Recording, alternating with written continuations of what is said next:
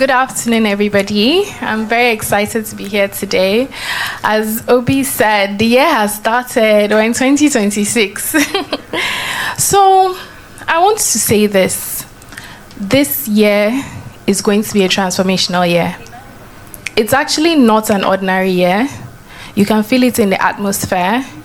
And it's really going to be an opportunity for every single person in the room to have that year that at the end of the year, you're like, okay, this was a game changer.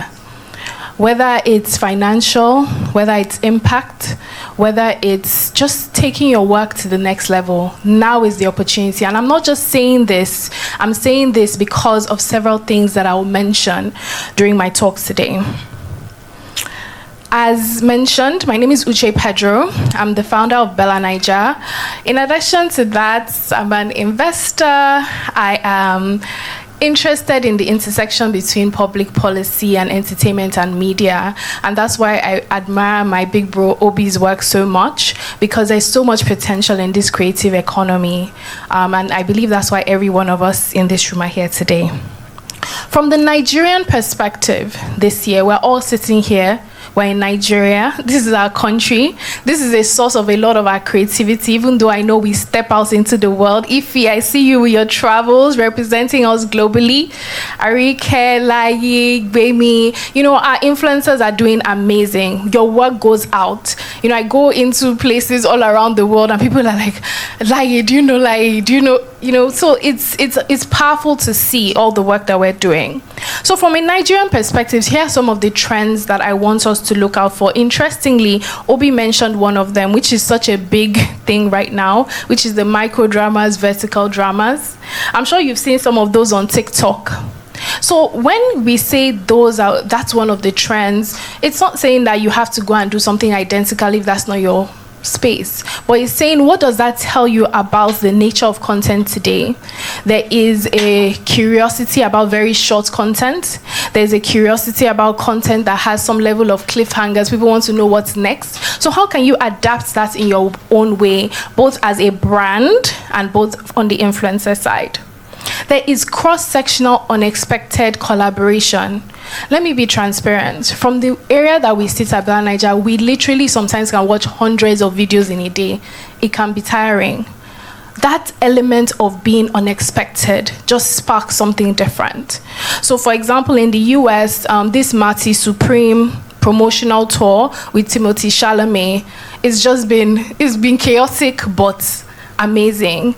A few years ago, the Barbie campaign. Sometimes you can actually look at these campaigns and say, that was unexpected. Barbie mixing with this, Marty Supreme mixing with this. How does that go hand in hand? Sometimes that disruption is very important for attention grabbing in an era where people's attention spans are so minute. Streaming, so going back to the area, McKinsey mentioned it in their own way. So streaming, of course, we know the Netflix and co, but I'm talking about the live streaming. We all know who are the hottest people right now. I am a mom of twins, and every day, guess what they're 10. Guess what my daughter asks me every day? Where is IShowSpeed now? What country is IShowSpeed? I said, how did you even know IShowSpeed?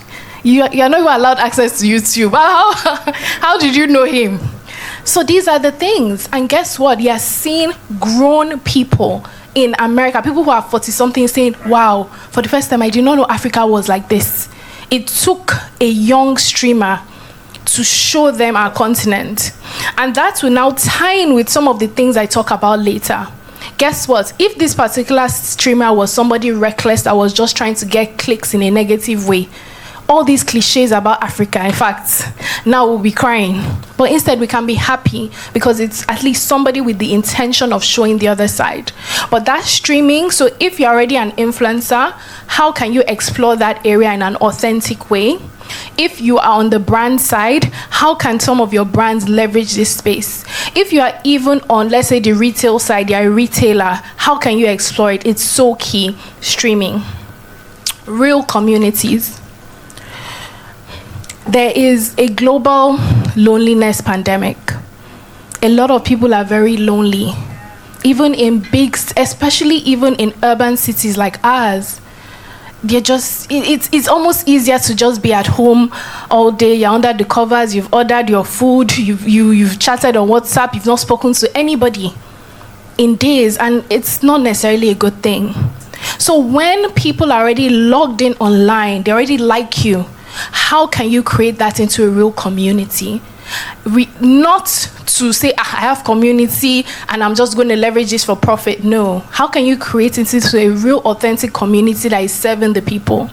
I know that there are a lot of parasocial relationships now, and a lot of influencers also get the brunt of it. People are overtly critical, so many weird things happen, but that is unfortunately one of the downsides of this role. But on the other hand, how can these communities be built up? Is it in-person events? Is it other ways you can genuinely engage? Yes, I'm going to dive in. Before I go into the very important part, IP. There is going to be a legal panel later, and I'll tell you for free, this is a very important area. For example, you see a lot of people online saying, this is a notice, I don't want AI training using my data, for example. We've seen cases of people suddenly seeing one AI-generated image that looks a lot like them in an advert, but it's not them. So it's now also a time for you to take a look and say, what does your IP policy look like? Even so, same thing on the influencer side, on the corporate side, on the brand side. And it's not about fighting anybody. It's not about, this page reposted my video, I'm going to fight them. No, you have to think deeper, broader. Even start preparing, okay, what is my plan for my intellectual property? Who are the right partners I want to partner with? What do I want to do? We have a lot of lawyers in Nigeria, and I think that that's a good thing. But one thing I'll also flag for the creators in the room is that always read your contracts yourself as well. No matter how good your lawyer is, know and dive deep. And guess what? It will now go into the next thing I'm going to talk about, which is something we cannot run away from, which is AI. AI is the biggest story of the year and will be one of the biggest drivers of transformation we're going to see. I'll give you a practical example. This morning, I woke up and I created an app for BellaNaija with vibe code. It took just a few minutes, and these AI tools are so interesting that it generated the app. Not only did it do that, it generated the articles. And guess what? One of the articles, the author, it even had one of my sister's names. So like my maiden name, her name, just like that.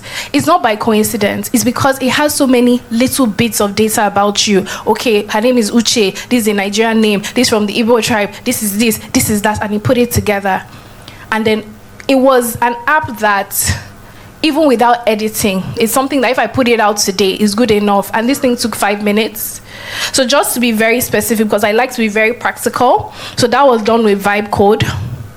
On the organizational side, for some of you, whether you're a brand manager, Claude, for example, they've launched a new work product this week. Look into it. You can reorganize your campaigns. For example, if you can say, do you know what, Claude, it's called Claude Co-work. Claude, make me a list of all the brand collaborations I had last year with the metrics for each one, along with how much I got paid. Suddenly you have this that shows you, okay, this is what I did right in front of you. And these things can do it in minutes. Obviously, you have Google's Gemini as well. You have Replit as well, which is another app creating AI. So these are tools that are available for you. We're in an era that if anybody tells me they're going to the best university in the world, I'll still encourage you, but you know that it's more for the network, the name. At this point, there's hardly anything they're teaching you per se that is not available out there. It's how you make space to learn it and how you apply it. So with all this, I'm going to jump into the final thing, which also ties in with the gender equitable storytelling side, which is values and perspectives before even profit. Money is good. One of the campaigns we did was Her Money, Her Power. I will not be standing here if I did not make a good monetization strategy for BN. So please, I will never tell you to run away from money. But what are the values and perspectives before that? What are you passionate about genuinely? I believe that every organization and every influencer and every brand should also have causes that they are deeply involved in.